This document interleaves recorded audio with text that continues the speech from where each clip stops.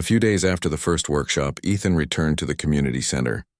He had planned to skip it, but his manager reminded him that the event was sponsored by the city council, and skipping would make him look ungrateful. So he drove across town again, wearing the same pressed shirt and polished shoes, though his enthusiasm had faded. He told himself it was just one more appearance before he could return to his real work, performing for people who understood true music. The room was already half full when he arrived. The same worn-out piano stood in its corner, its surface now shining slightly as if someone had cleaned it. The participants greeted him cheerfully, clearly happy he came back. Ethan gave a polite nod, placing his music sheets on the stand. His eyes scanned the crowd automatically, and there she was, sitting in the back again. The woman from before. Her expression was calm, focused. She had a small notebook on her lap and a pencil tucked behind her ear. He looked away quickly. He didn't know why he noticed her first. Maybe because she looked out of place in her plain clothes, or maybe because she seemed to be watching him, not with admiration, but with quiet curiosity. "Good morning," Ethan said, clapping his hands to get everyone's attention. "Today we'll continue with scales, finger control, and some basic rhythm exercises." The group nodded and the class began. Ethan spoke as usual, precise, confident, slightly distant. He moved from one participant to another, correcting posture, tapping fingers into position, repeating, "Relax your wrist," or "Keep your back straight." To him, it was routine. To them, it was special. They listened to every word like it was a secret to greatness. After an hour, he asked if anyone wanted to try playing in front of the group. A few people volunteered. They played simple melodies with shaky fingers and nervous smiles. Ethan offered brief feedback, never cruel but never warm either. Then, out of the corner of his eye, he noticed the woman lift her hand slightly. "Yes," he said, sounding more surprised than he meant to. "Could I try something?" she asked. "Of course," he replied, though a part of him expected little improvement since her last attempt. She walked up to the piano, placed her notebook beside it, and sat down. Her hands hovered above the keys, and for a moment the room grew quiet. She began playing the same simple melody from last time, but this time it sounded smoother. She still made mistakes, but there was something gentle about the way she played, something patient. The notes weren't perfect, but they felt alive. Ethan listened silently. When she finished, he nodded slightly. "Better," he said. "You're improving. Try to control your tempo more." "Thank you," she said softly. "I practiced on a small keyboard at home. It doesn't sound the same, but it helps." He tilted his head. "You have a keyboard?" "A used one. It's missing a few keys," she said with a laugh. "But it's something." Ethan almost smiled. "Almost. Well, keep working on it. Consistency matters." After she sat back down, another participant whispered, "She's good." Ethan overheard it but said nothing. He focused on the next student, pretending not to think about it. Later, during the break, the participants chatted among themselves, laughing and sharing stories. Ethan stood near the piano, checking his schedule for the upcoming week. That's when the woman approached him again, holding her notebook. "I hope I'm not bothering you," she said kindly. "No, not at all," he replied, though he was surprised she came over. "I wanted to ask something," she said, flipping open the notebook. It was filled with neat handwriting, notes about scales, chords, and small reminders. "When you play, how do you make it sound so clean? Every note feels like it's in the right place." Ethan thought for a moment. "Years of practice," he said. "You repeat the same piece until your hands stop thinking and start remembering." She nodded slowly. "And what about emotion? How do you decide what to feel when you play?" He looked at her, a little thrown off. "I don't decide. The music is already written. My job is to play it exactly as the composer intended." "But don't you ever want to make it your own?" she asked gently. Ethan frowned slightly, unsure how to answer. He wasn't used to being questioned that way. "That's not the point of classical training," he said finally. "It's about discipline and precision. Emotion can make things messy." She smiled, almost sadly. "Maybe messy isn't always bad." Before he could respond, the organizer called everyone back for the second half of the class. She thanked him for the answer and returned to her seat. Ethan stood there a moment longer, strangely unsettled. The rest of the day went smoothly. By the end, he was tired, but he couldn't shake the small conversation from his mind. Her words replayed quietly. "Maybe messy isn't always bad." When the workshop ended, people clapped for him. A few took photos. He smiled politely, said his goodbyes, and left. As he stepped outside, he saw her again, standing by the gate talking to a group of children who had been watching through the window. She was laughing, showing them how to tap a rhythm on their palms. The kids copied her, giggling. Something about the scene made Ethan pause. He got into his car, but before driving off, he watched for a few seconds. She looked so natural there, no stage, no audience, no pressure. Just music and joy. He started the engine and drove away, but a small part of him felt like he had just seen something important. Over the next few days, Ethan found himself thinking more about the workshop. His assistant noticed he was distracted during rehearsals. "Are you all right, sir?" she asked once. "Yes," he said quickly. "Just tired," but it wasn't tiredness. It was something else. A feeling he couldn't quite name. For years he had lived inside a world of applause, bright lights, and perfect notes. Everything was measured and planned. Yet lately, perfection felt heavy, like a song he had played too many times. When the third workshop came, he arrived early. He didn't admit to himself that he was looking forward to it, but he was. The participants trickled in, chatting happily. He greeted them with a warmer tone than before. When she arrived, she smiled and waved politely. He nodded back without thinking. During the session, Ethan introduced a new exercise, an improvisation challenge. He wanted the group to create short melodies without sheet music, just by feeling the rhythm. Most hesitated. Some laughed nervously. But when it was her turn, she closed her eyes, took a breath, and began. The melody was simple, a soft pattern of rising and falling notes, uncertain yet beautiful. She didn't follow any rules. She just played. The room went quiet as everyone listened. Ethan stood near the piano, feeling something stir inside him. Her hands weren't perfect, but there was honesty in them. Every mistake blended into the next note like it belonged there. When she finished, the others clapped. Ethan, for a brief second, forgot himself and joined them. "That was unexpected," he said, "but good. You played with feeling. I just tried to let it flow," she said. "I didn't think too much." "Yes, I could tell," he replied, half smiling. It was the first genuine smile he had given her. That evening, after the workshop, Ethan sat at his piano at home. For years, he had followed the same routine: scales, studies, concert pieces. But tonight, he decided to try something different. He closed his eyes and let his hands move without thinking, without planning. The melody that came out was uneven, hesitant, imperfect, but strangely alive. For the first time in years, he felt something stir inside him as he played, something beyond performance, beyond precision. He realized what she meant. Music could be messy, but it could also be real. He stopped playing and sat back, listening to the soft echo of the final note fade into silence. Then he smiled faintly to himself. Maybe that woman wasn't just another beginner. Maybe she had something to teach him, even if she didn't know it yet. By the third week of the workshop, something about the atmosphere had changed. The people who once sat nervously now laughed freely. The room that used to feel tense whenever Ethan walked in was now filled with friendly chatter. Even Ethan seemed less guarded, though he still carried his usual calm seriousness.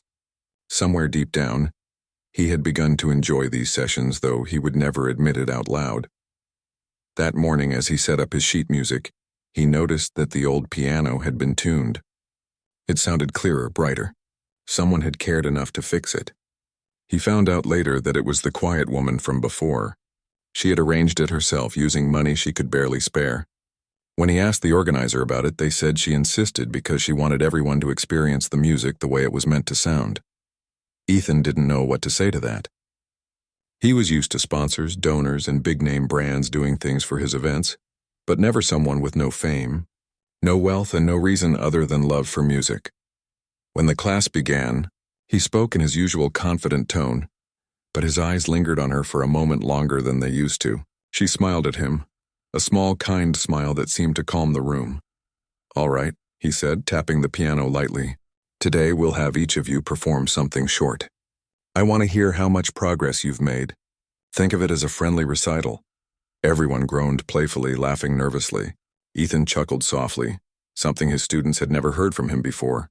One by one, the participants went up to play. There were shaky hands, wrong notes, and awkward pauses, but there was also heart. Each person played with joy, not fear. Ethan noticed that, and it surprised him how much he admired their courage.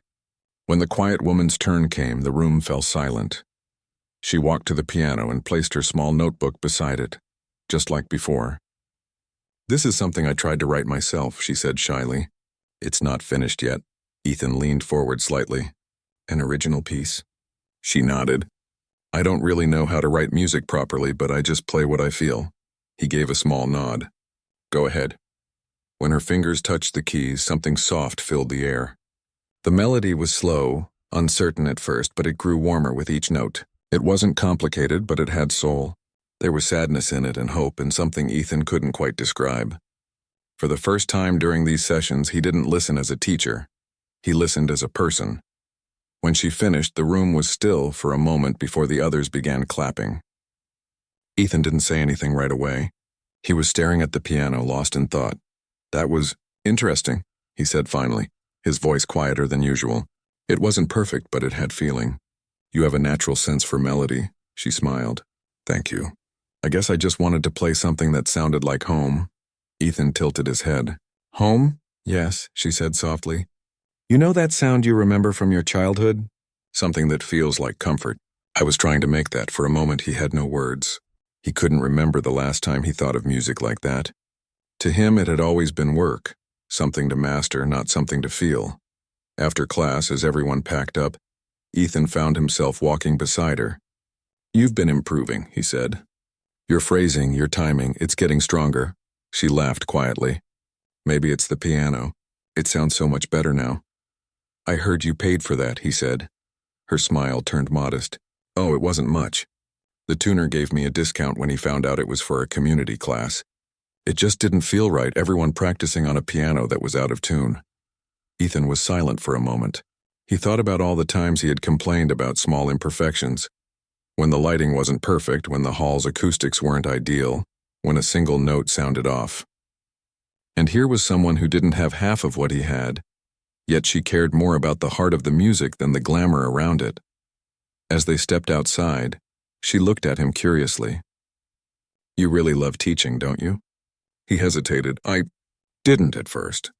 I thought it was a waste of time." She smiled knowingly. "And now?" He paused. "Now, I think I'm starting to see why people enjoy it." That night, Ethan had another performance, a charity concert for an arts foundation. It was a grand event held in a hall filled with chandeliers and elegantly dressed guests. He was the main performer, as always. The crowd applauded the moment he stepped on stage. The lights were bright, the piano was perfect, and the room was silent as he began to play. He performed flawlessly. Every note was where it should be, every pause deliberate. But as the final piece ended, he noticed something he hadn't before. The applause sounded hollow. He looked out at the faces in the crowd, polite, admiring, but distant. No one looked moved. They looked impressed, not touched. For the first time, that difference bothered him. When he went home, he sat at his own piano again. The quiet apartment felt empty, even though it was filled with awards and framed certificates. He played softly, trying to remember the melody the woman had played earlier. The simple tune echoed in his mind, carrying more warmth than any concert piece he had mastered. He played it slowly, closing his eyes. There was something so pure about it. He didn't realize he was smiling until he stopped. The next workshop day came, and Ethan arrived earlier than usual. He spent a few minutes at the old piano before the others arrived, just testing its sound. When the woman walked in, she noticed him there and smiled. "You're early today." He looked up from the keys. "I wanted to see how the piano sounded after being tuned," he said. "You were right. It's much better now." She laughed softly. "It makes everything feel different, doesn't it?" He nodded. "Yes, it does." That day, Ethan decided to try something new. Instead of focusing on technical drills, he told everyone to play whatever they wanted for 5 minutes. No rules, no criticism, just music. The room came alive with sound, soft, loud, uneven, emotional. Some played offbeat, others too slow, but every sound carried a piece of their story. Ethan walked around, listening quietly. When it was the woman's turn, she began the same melody as before, but this time she finished it. The ending was gentle and full of light. When she lifted her hands from the piano, the room stayed silent, like everyone needed a moment to breathe again. Ethan clapped first softly, then everyone joined in. After class, he approached her again. "You finished your song," she smiled shyly. "Yes, I thought it was time to give it an ending." "It's beautiful," he said honestly. "You could perform it." Her eyes widened slightly. "Perform? Me?" He nodded. "Yes. There's an open music night next week at the City Hall. Anyone can play. You should try." She shook her head quickly. "Oh no, I couldn't. I'm not ready." "As for real musicians," he smiled gently, "you are one. You just don't see it yet." She didn't respond, just looked at him, unsure whether he was serious. But he was. He saw something in her that reminded him of what he used to be before the fame. Before music became his job instead of his joy. When he went home that evening, Ethan couldn't stop thinking about the idea of the open music night. He wanted her to play there, to show others the kind of beauty that didn't need perfection. He even thought about attending himself, not as a performer but as part of the audience for once. The thought made him smile. For the first time in years, he felt something he hadn't felt in a long while. Hope. Not for another award or applause, but for music itself. The kind that came from the heart, not the hands. And deep down, he knew the next week would change everything for her and for him. The week passed faster than anyone expected. The open music night was the talk of the community center. People were excited, nervous, and proud. For many, it would be their first time performing in front of a real audience. For Ethan, it felt strange to be preparing for an event he wasn't headlining. He had performed for thousands of people in grand concert halls, yet somehow this small community showcase felt more meaningful than all of them combined. He arrived at the City Hall early that evening. The hall wasn't as big as the venues he was used to, but it had warmth. Families were finding their seats, children were laughing, and volunteers were adjusting microphones. The air buzzed with energy. Ethan walked quietly to the backstage area, where the performers were gathering. Some were tuning instruments, others rehearsing one last time. He spotted the woman sitting near the corner with her notebook on her lap, staring nervously at the piano on stage. He walked over slowly. "You came," he said, his tone gentle. She looked up, smiling nervously. "I almost didn't. I was going to call and cancel this morning." "Why?" he asked. She laughed softly. "Because I'm terrified. I've never played in front of people before." "What if I mess up?" Ethan smiled faintly. "Everyone messes up. Even professionals." She raised an eyebrow. "Even you?" He chuckled. "Especially me.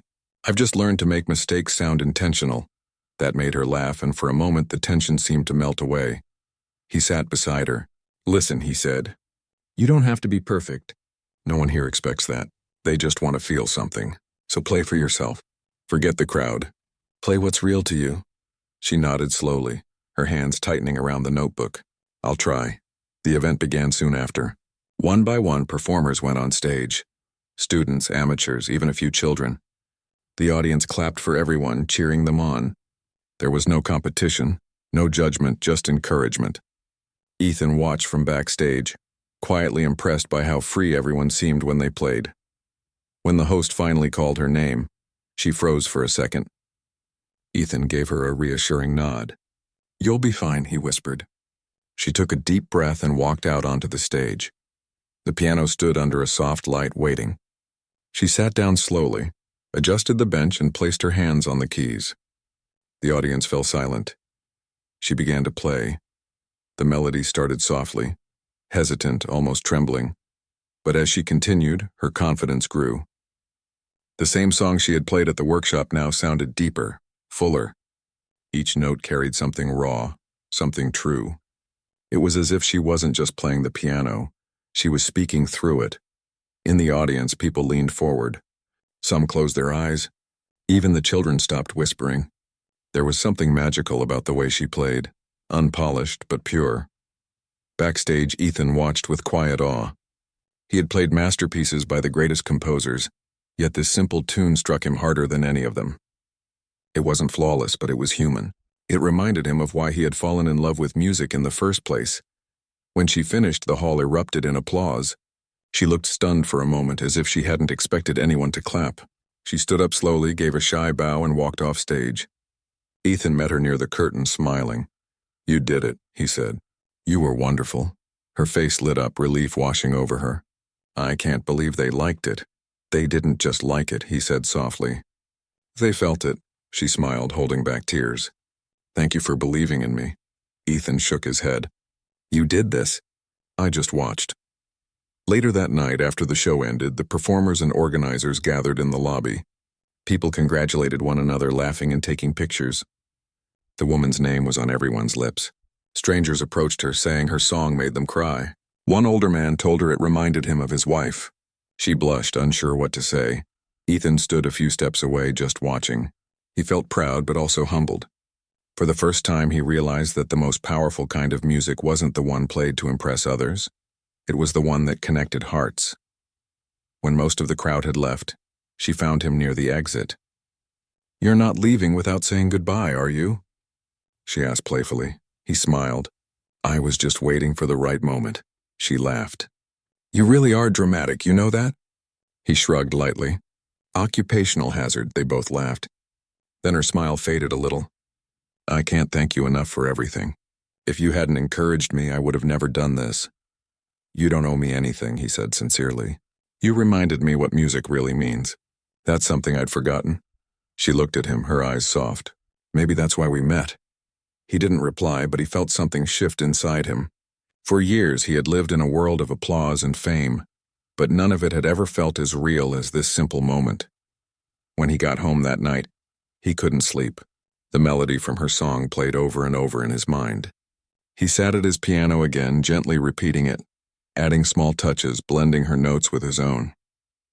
It was the most peaceful he had felt in years. Days later, Ethan was invited to perform at a major charity concert. It was a televised event with a huge audience. His manager wanted him to play something grand, something that would remind everyone why he was considered the best. But when he sat down to choose his set list, his eyes kept drifting toward the sheet where he had scribbled her melody.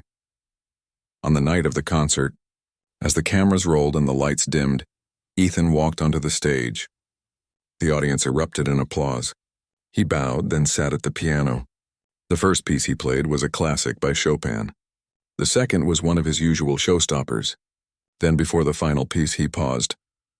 This last song, he said into the microphone, is a little different. It's not written by a famous composer. It's not even published. It's something I learned from someone who reminded me what music really is. The crowd grew quiet. He began to play. The melody was hers, but richer now, woven with his own harmonies. The notes filled the hall, soft and full of emotion. It was unlike anything he had ever performed before. People in the audience sat motionless, some with tears in their eyes. When the final note faded, there was silence. Then slowly the hall erupted in applause again, but this time it sounded different. It wasn't the polite clapping he was used to. It was real, warm, and full of feeling. After the concert, as he stood backstage surrounded by congratulatory words and flashing cameras, he felt none of the usual rush. Instead, he thought of the small community hall, the out-of-tune piano, and the humble woman who had changed everything. He sent her a message that night. Your song reached the world tonight. She replied minutes later. It was never just my song. It was ours. Ethan stared at the screen for a long time before smiling. For the first time in years, he didn't feel like a performer or a prodigy. He felt like a musician again. The next morning, newspapers praised his performance, calling it his most emotional concert yet. But Ethan didn't care about the headlines. What mattered was that he had played something true, something that came from the heart. He returned to the community center the following week, not as a guest or a teacher, but as a student. The woman was there, surprised but happy to see him. You're joining us today? She asked. He smiled. Yes, I think I still have a lot to learn. She laughed warmly. Then welcome back. And as they sat side by side at the old piano once again, the room filled with laughter, warmth, and music that wasn't perfect, but it was real. The kind of music that heals, connects, and reminds people that beauty often hides in the simplest places. Weeks turned into months, and the music classes at the community center continued to grow. Ethan came back every week, not as the proud pianist who once demanded perfection, but as someone who wanted to learn again. People noticed the change in him. His voice was softer, his tone more patient. He listened more than he spoke, and when he did speak, his words came from a place of kindness rather than ego. The woman who had once been too shy to play in front of others was now helping new students find confidence. She and Ethan often shared quiet moments by the piano, laughing, practicing, and sometimes just sitting in silence, listening to the soft hum of the old instrument. Their connection wasn't about fame or skill, it was about understanding. Music had built a bridge between two very different people, and somehow it made both of them better. One evening, after a long class, the two stayed behind to tidy up. The chairs were stacked, the lights dimmed, and only the piano sat in the middle of the room, its polished surface catching the glow from the ceiling. Ethan leaned against the instrument and said, "You know, I've played in front of thousands of people, but nothing feels like this place." "It's strange," she smiled softly. "Maybe because this place doesn't ask you to be perfect." He looked down, smiling. "You're right. It's the first time in years I don't feel like I'm performing. I'm just playing." They shared a quiet moment. The hum of the heater filled the silence. Then she said, "Do you ever miss it? The big stages, the lights, the crowds?" Ethan thought for a while before answering. "Sometimes, but I think I miss the dream more than the reality. Back then I thought success would make me happy.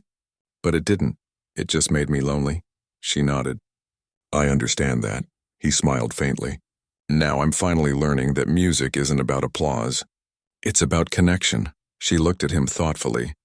"Maybe that's why people felt your last performance so deeply. You were finally playing from your heart." Ethan chuckled softly. "Thanks to you." She blushed and shook her head. "You give me too much credit." "I don't think so," he said quietly. "You reminded me why I started playing in the first place." The next few months brought new opportunities. The video of Ethan's charity concert had gone viral online. People praised his emotional playing, calling it his rebirth. Invitations poured in from around the world. Concert halls, festivals, interviews. But this time, Ethan didn't rush to accept them. He had learned to pause, to think, to choose carefully. When a famous music foundation reached out, asking him to lead a special project to support young artists from underprivileged backgrounds, he agreed immediately. It felt right. The foundation wanted to create a space where anyone, rich or poor, trained or self-taught, could express themselves through music. He asked the woman to join him in leading the workshops. At first she refused. "I'm not a professional," she said. "I wouldn't know what to teach." Ethan smiled. "You'd be perfect." "You don't need to teach technique. You can teach courage."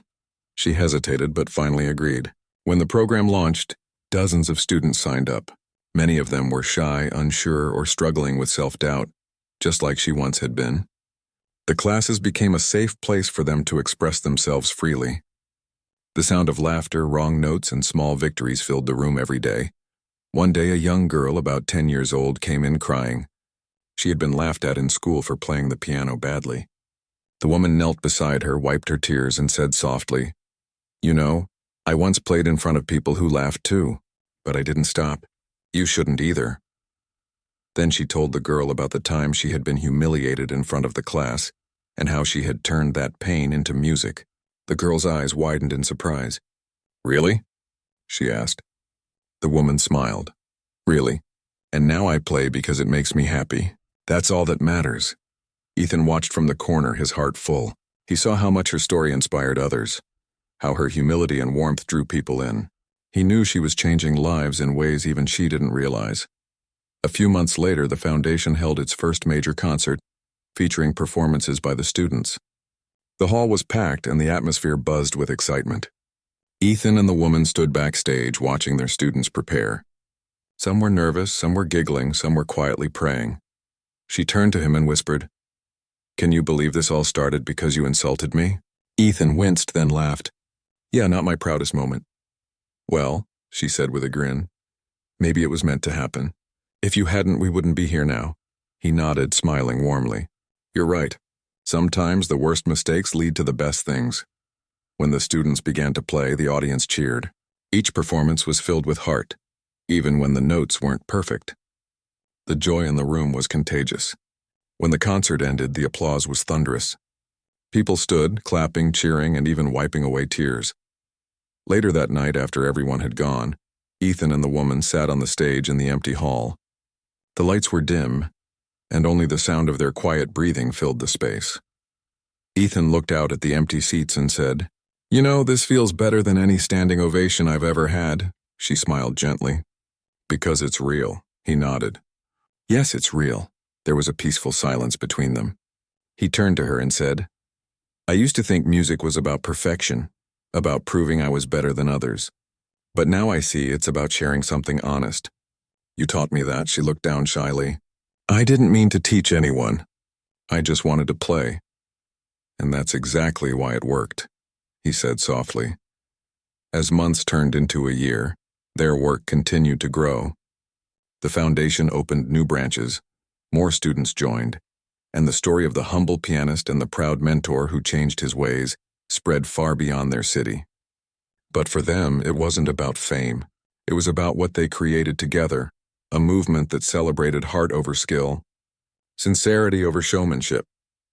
One evening, after another long day of teaching, they found themselves back at the same community center where it had all begun. The room looked the same. Old piano, mismatched chairs, walls filled with drawings from students. She ran her fingers across the piano lid and smiled. "It all started here," she whispered. Ethan smiled. "And it will always be home." They sat down at the piano once again. He started to play softly and she joined in. Their hands moved together in perfect harmony. It wasn't rehearsed. It wasn't flawless. But it was beautiful. Outside, the evening lights glowed through the windows and the faint sounds of laughter echoed down the hall. Inside, two musicians, one who had once believed he knew everything, and another who had once believed she wasn't enough, played side by side, creating something timeless. The melody they played that night wasn't written down. It didn't need to be. It lived in their hearts and in the hearts of everyone who had been touched by their story. As the last note faded, Ethan looked at her and said quietly, "You know, I used to think I was teaching you." She smiled, meeting his gaze. "Maybe we were teaching each other." He nodded, smiling back. "Yeah, I think we still are." And as they played one final chord together, the sound lingered, soft, warm, and full of life. It was the sound of two souls who had learned that music isn't just something you hear, it's something you feel, something that connects us all, one note at a time. Time passed quietly, like pages turning in a well-loved book. The music foundation grew into something larger than either of them had imagined. Students came from all over, some with talent, some with only curiosity, but each one carried a story. The room always buzzed with life, filled with laughter, wrong notes, and small triumphs. It was no longer about perfect scales or flawless rhythm. It was about what the heart wanted to say. Ethan had changed. His fame no longer defined him. His purpose did. He still performed occasionally, but his concerts were different now. He often shared the stage with his students or told their stories before playing. People didn't come to see the once arrogant prodigy anymore. They came to feel something real. The woman remained by his side, still humble, still gentle. Her quiet strength became the soul of the foundation. Whenever someone felt nervous or lost, she was the one who encouraged them to try again. She had a way of making people believe in themselves.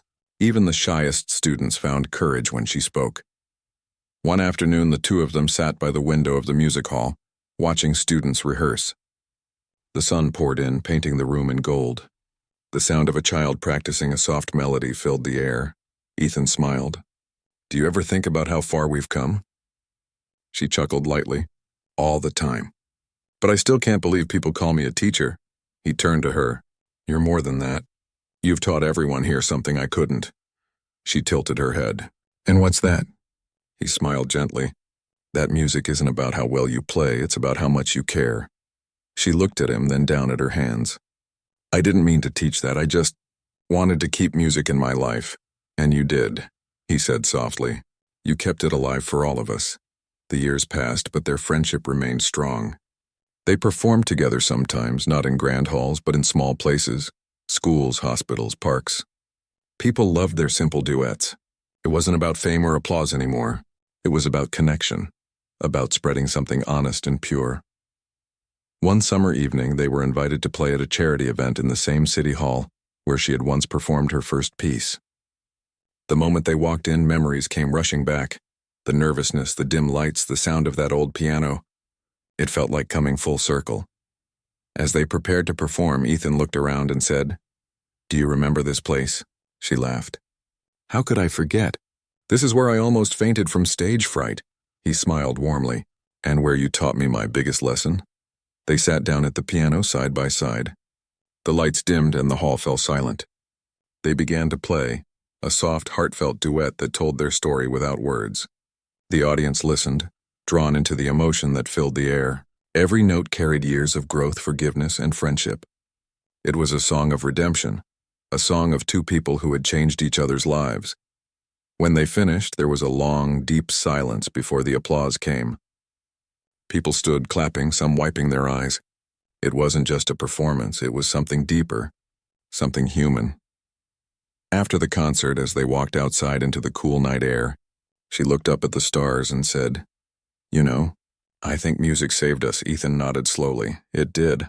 But I think you were the one who showed me how to listen to it again." She smiled quietly. We both listened. They stood there for a while, neither saying much. Sometimes silence said more than words ever could. The following years were kind. The foundation grew even more, and their story spread across the world. People were moved by the tale of a proud pianist and a humble woman whose love for music changed everything. Journalists called it a story of grace, forgiveness, and the power of art.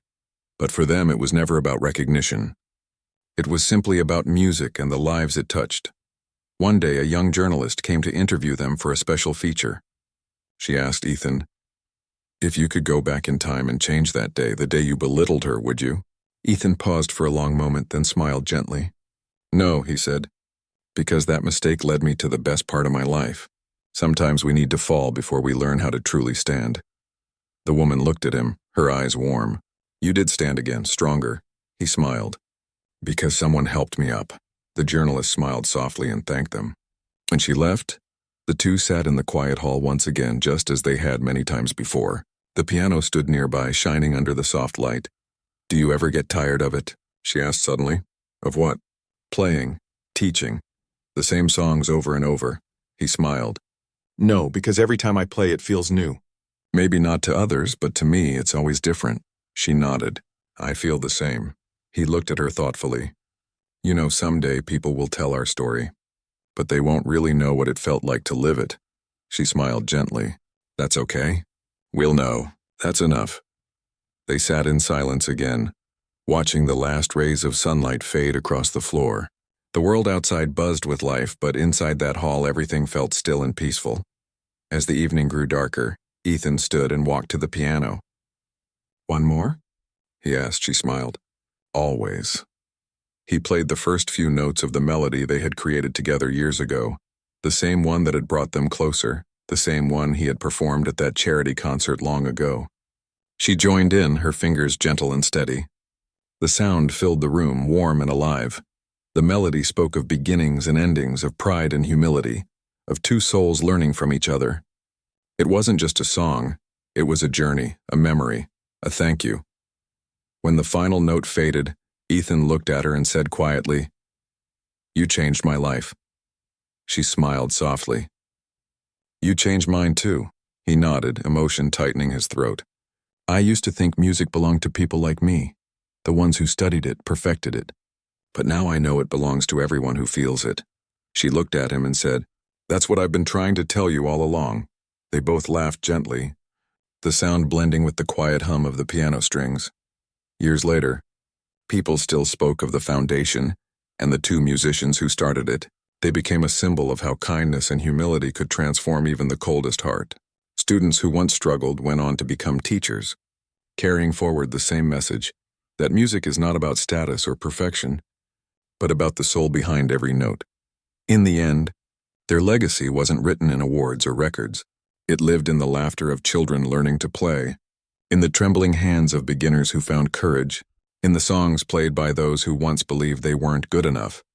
And whenever someone sat at a piano in that little community hall, they would often find a small plaque that read, "Music belongs to those who feel it." Below it were two names side by side, not one above the other, equal. Because that was how their story had always been, not about one teaching the other, but about both discovering what it truly meant to listen, and somewhere, if you listened closely enough, you could still hear it, the faint echo of their melody, drifting through time, soft, simple, and true.